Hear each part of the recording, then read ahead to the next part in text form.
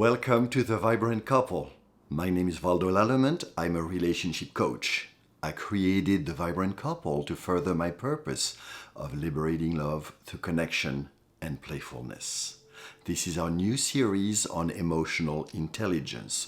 Well, not so new. I have already published 4 videos in the series. Here is a link up there if you're interested in viewing them. Today, we're going to talk about needs. Are needs and wants the same thing? How to identify one's needs? Does knowing my need make me needy? How to meet my own needs? And of course, because we are a relationship channel, how to meet each other's needs in a couple. Are wants and needs the same thing? Definitely not. I'm pretty sure most of you have seen a metaphor of an iceberg to describe that most of our thoughts are unconscious and very few are conscious. So if I use the same metaphor, fairly conscious for most of us are our thoughts. Then below that are our wants. And basically, wants are something that, according to the dictionaries I have consulted, is something we can satisfy. Some of these are conscious, some of these are subconscious. Needs, on the other hand, are much harder to access. They are much deeper and they run the show. The definitions in dictionaries are, in my view, very interesting. They say something like, life cannot happen without them. I find it very interesting to have a more negative definition because my personal belief and experience is that being aware of one's needs and of the needs of each other, especially in a couple, brings more life. You may remember from the previous 3 videos, I focused on feelings and I showed you list of feelings of when our needs are met and when our needs are not met. One of the forefathers of the scientific exploration and understanding of needs is Abraham Maslow. I'm pretty sure some of you have seen his hierarchy of needs, starting with physiological needs like air, water, food, then safety and security, to be free from dangers, then the need for belonging that, includes social acceptance, social interaction, bonding with one's mate. And then the need for self-esteem, the sense of confidence that we have, appreciation, recognition, respect. The top one in the hierarchy is the need for self-actualization. Many have written on wants and needs and greed. One of the people I admire the most among them is Marshall Rosenberg. So Marshall Rosenberg, some of you may have heard his name, is the one who created NVC, or nonviolent communication. And in my view, what makes him special is that he helped understand how needs drive us. And he also made it much easier to learn to relate to our needs, understand them, and find ways to meet them. So Marshall Rosenberg has created a list of universal needs, and one of his aims was the emphasis on universal.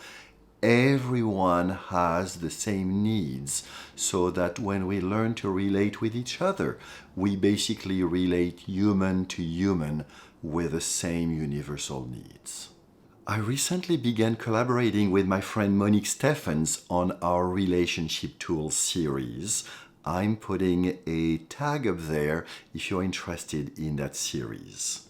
Basically, the universal needs list from NVC can be a little daunting, so she has simplified it, and she has also organized between expression and direction. I find that very interesting because I believe that expression is the feminine and direction is the masculine. And same, please look above, I'm putting a tag on the video that I posted a few months ago on the masculine-feminine polarity. So, does knowing one's needs make us more needy? Absolutely not. When our needs are not met, it activates our sympathetic nervous system, basically fight or flight. When our needs are met, it enables us to relax our parasympathetic nervous system, and that is critical to our happiness individually and as a couple. One of the key factors, in my view, of developing emotional intelligence is the ability to identify unmet needs and to find ways to meet them in a way that is collaborative and supportive of others, especially in a couple. Very interestingly, money is not on the list of universal needs. Actually, neither are cigarettes. But anyway, let's stay on the topic of money. So let's use a traditional couple. He has a job and she takes care of the children. Not that I'm supporting that social arrangement, just it makes it easier to somehow convey needs in the specific examples I want to explore with you. So let's pretend that he loses his job and comes home and tells his partner, very likely she is going to have a panic and wonder, how are we going to feed the children tonight? Where are we going to stay? Are we going to lose our home? Are we going to keep the stability necessary for our young ones? Are we going to have to move and lose the beloved community that is around us? Very interestingly, it is likely that the man has very different needs that are activated. His need for purpose, men somehow strive through their work. His need for contribution, he is the provider in the family and has a great sense of honor about it. And, fears about autonomy. Will he need to somehow ask family for support? Will he need to ask social services for support? So very interestingly here, when we look at that couple, they have very different needs that get activated. So let's explore how to meet one's needs. The man losing his job most likely has deep anxiety.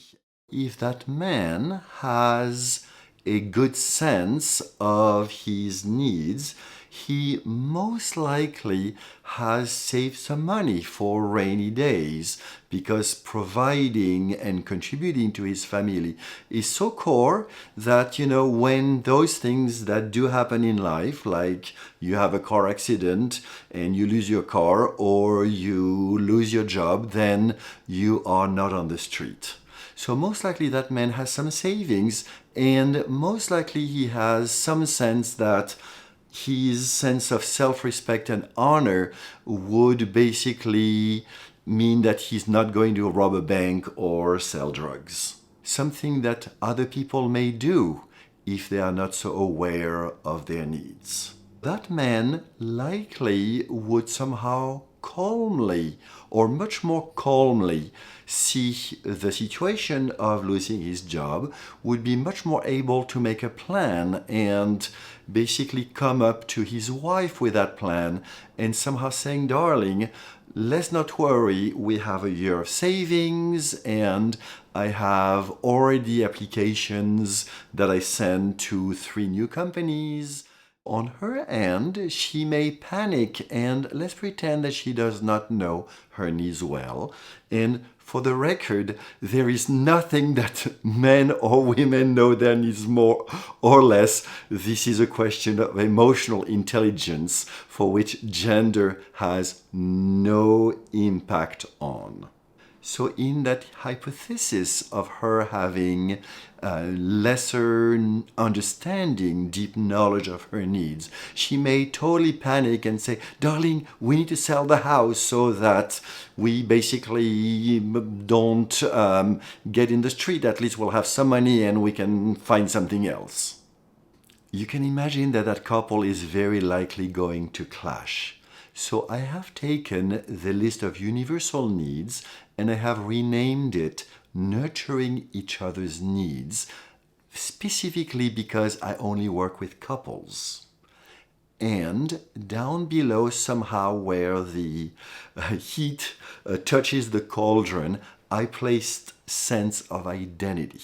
So technically, from an NVC point of view, sense of identity is not a need, but in a couple, this is often where things clash.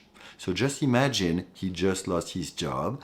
That impacts his sense of identity. She is struggling with how will I feed the children. That's impacting her sense of identity. And if the two of them are not aware of it, things can escalate really quickly. In addition, I have done something that most NVC purists will be horrified. I have placed on left and right feminine and masculine. And the reason for it is not so much because one is better, one blah blah blah, one the other blah blah blah. Is that often in a couple, unless we understand our feminine needs, whether it's the man or the woman, and whether we understand our masculine needs also, men or women, then we can bring understanding to each other. Let's talk about nurturing each other's needs in a couple. So we have partner A and partner B, and for this exploration, it does not matter the gender or sexual orientation of partner A and partner B. I sometimes sit down with couples and I give them the list of needs and I ask them to identify what their top needs are. And I often give them the number 12 and I say, well, what are your top 12 needs in your life? And I specify in your life, not in your couple. So let's say that partner A comes with these 12 needs. And partner B comes with those 12 needs. As you see, there is quite a bit of overlap. So for example, play and adventure are on both lists. That means they're much more likely to agree on play and adventure. You know, one may prefer height, the other may prefer water, but somehow just having these as mutual needs make things much easier. Learning one's need is a lifelong process. Many of the couples I work with have never done any work on their needs first. So these 12 that they jot down are just basically a first stab. The key there is to better understand what those needs really mean for your partner. That takes a number of conversations, and from those conversations, it is important, in my view, to define which ones you meet in your couple, which ones you meet outside of your couple. So, for example, he loves golf, and partner A loves golf, and partner B is not interested in golfing. So, golfing is something that partner A is free to explore and meet that need for adventure and connection and friendship outside of their couple. I believe it's also really important to agree on which needs cannot be met outside of the couple, or better said, can only be met inside the couple. For example, partner A and partner B in our case both have sexuality and intimacy on their list. If they are a monogamous couple, then wonderful, they decide it can only be met inside the couple. If both of them are polyamorous, they can also decide, hey, it's okay to have these needs met outside of a couple. Things become a little bit more strenuous when one person is more polyamorous and the other is monogamous. However, having that list of needs really help couples align on what is important. I assume by now that you can see how a deep understanding of one's needs is a critical part of emotional intelligence.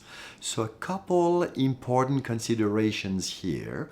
The first one is you can only understand your partner's needs if you understand your own needs. And second, you can only help your partner fully satisfy their needs if you know how to fully satisfy yours. And a lot of that is done in the couple. So building the capacity to be present, to acknowledge, to know, and meet one's own needs is critical to learning to understand and help our partner meet their own needs. And that's part of why I created the Vibrant Couple, so that we can learn to do those things together instead of fighting each other because our needs are not met. Our next video in the Emotional Intelligence series will be on empathy. Actually, our next 4. I very much enjoyed spending this time with you, beginning to explore what needs are. If this video inspired you, please write down in the comments below what you're learning, what you would love to further explore, what you're struggling with, that you would love resolution or clarity. And please hit the like button below and subscribe so you can be notified when I publish new juicy content. I look forward to seeing you very soon.